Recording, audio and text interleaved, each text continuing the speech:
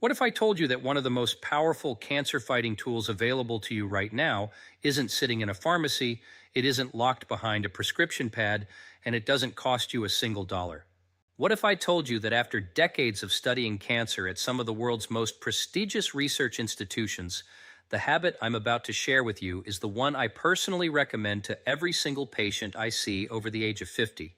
Stay with me, because what you're about to hear could genuinely change the trajectory of your health. And I don't say that lightly.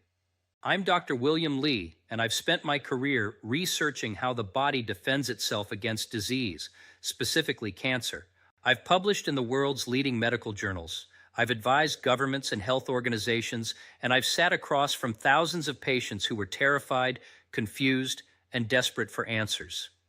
And what I keep coming back to, what the science keeps pointing to with undeniable clarity, is this: the body already knows how to fight cancer.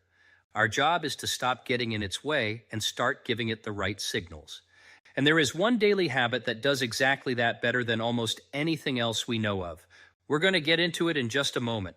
But first, I need you to understand something about what's actually happening inside your body after 50, because this context matters enormously. When you cross that threshold into your 50s, something shifts. Your immune system, which has been your silent guardian your entire life, starts to lose some of its sharpness. The cells responsible for detecting and destroying abnormal, potentially cancerous cells become a little slower, a little less responsive.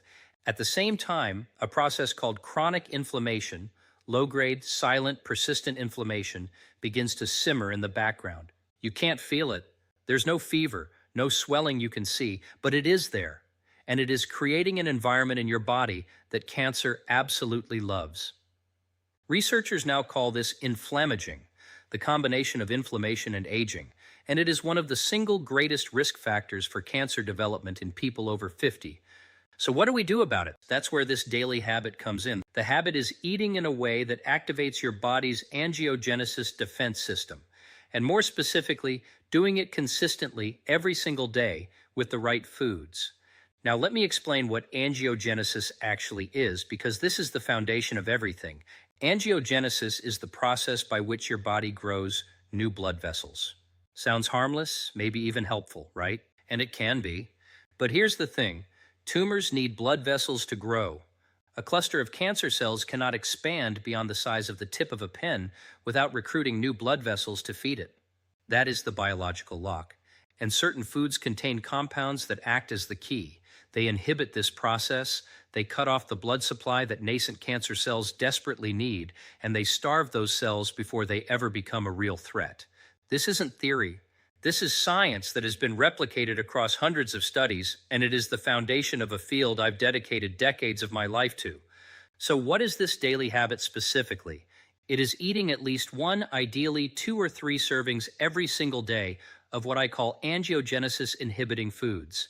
And before your eyes glaze over thinking this is about some exotic supplement or complicated protocol, let me stop you right there. These are foods you already know, foods that are sitting in grocery stores right now. Foods that generations of long-lived cancer-resistant populations around the world have been eating for centuries without even knowing why they were working. The science has simply caught up to what traditional diets already understood intuitively. Let's talk about tomatoes first, because the research here is extraordinary. Cooked tomatoes, not raw, cooked, are one of the most potent angiogenesis-inhibiting foods we have studied. The compound responsible is called lycopene, and when tomatoes are cooked, the lycopene becomes dramatically more bioavailable, meaning your body can actually absorb and use it. Studies have shown that men who eat cooked tomato products regularly have significantly lower rates of prostate cancer. And it's not just prostate. Lycopene has demonstrated inhibitory effects across multiple cancer types. 2 tablespoons of tomato paste, a bowl of tomato soup, a slow-cooked marinara sauce. That's it. That's the kind of daily action that adds up over months and years into genuine biological protection. Then there are berries, blueberries, strawberries, raspberries. And I want you to really hear this, because people chronically underestimate how powerful these small fruits are. Blueberries contain compounds called pterostilbene and resveratrol that have shown direct anti-angiogenic effects in laboratory studies. They also reduce oxidative stress, which is another driver of cancer development. A handful of blueberries on your oatmeal in the morning. That is a cancer-fighting act. It sounds almost too simple, and I think that's exactly why people dismiss it. We've been conditioned to believe that powerful medicine has to be complicated or expensive, but the biology doesn't care about our assumptions. It just responds to the inputs we give it. Green tea deserves its own moment here. I drink it every day. The catechins in green tea, and specifically a compound called EGCG, are among the most well-studied angiogenesis inhibitors in existence. Population studies consistently show lower rates of certain cancers in populations with high green tea consumption. 3 cups a day is what the research points to for meaningful benefit. Not a pill, not a powder. Brewed green tea, something that takes 4 minutes to prepare and costs almost nothing. Now here is where I want to shift gears slightly, because this habit is about more than just what you eat. It is about consistency, and it is about the pattern of your days. The single biggest mistake I see people make is thinking about health in episodes rather than in habits. They hear something like this: they eat tomatoes for 2 weeks, they feel good about themselves, and then life gets busy and they drift back to the old patterns. Cancer doesn't work on episodes. Your immune system doesn't work on episodes. Biology is cumulative. Every day you give your body these signals, you are reinforcing the defense. Every day you don't, you are giving ground.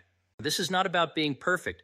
It is about being consistent enough, frequently enough, that the protective effect has time to build and sustain itself.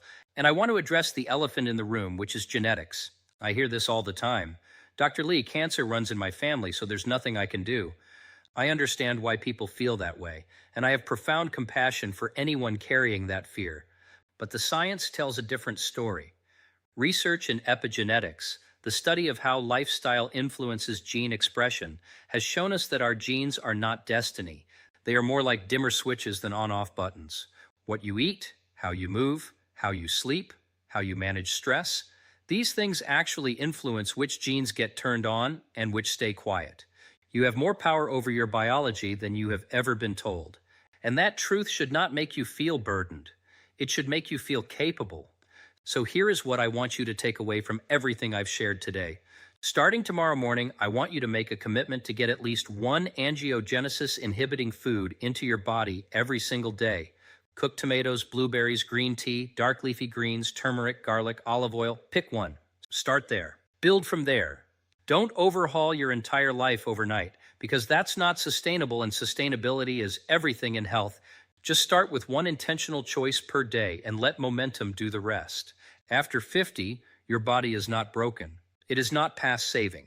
It is asking you for different inputs than it needed at 30, and when you provide those inputs, it responds. I have seen this in my research, and I have seen it in my patients. The body wants to heal. Your job is to give it the tools. If this gave you something to think about, share it with someone you love who needs to hear it. And if you want to go deeper into the science of eating to beat disease, I'll see you in the next video.